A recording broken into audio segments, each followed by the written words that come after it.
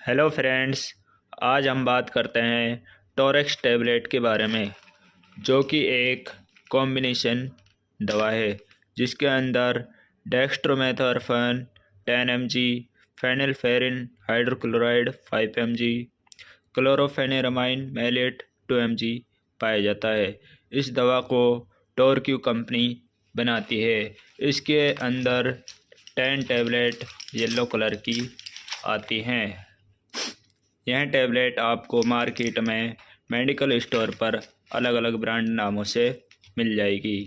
इस टैबलेट का जो यूज होता है वो होता है अस्थमैटिक कफ, यानी कि अस्थमा से होने वाली खांसी, वूपिंग कफ, काली खांसी, पोस्ट सर्जिकल कफ, ऑपरेशन के बाद होने वाली खांसी, ड्राई कफ, सूखी खांसी, स्मोकर कफ, धूम्रपान से होने वाली खांसी, क्रोनिक कफ, पुरानी खांसी।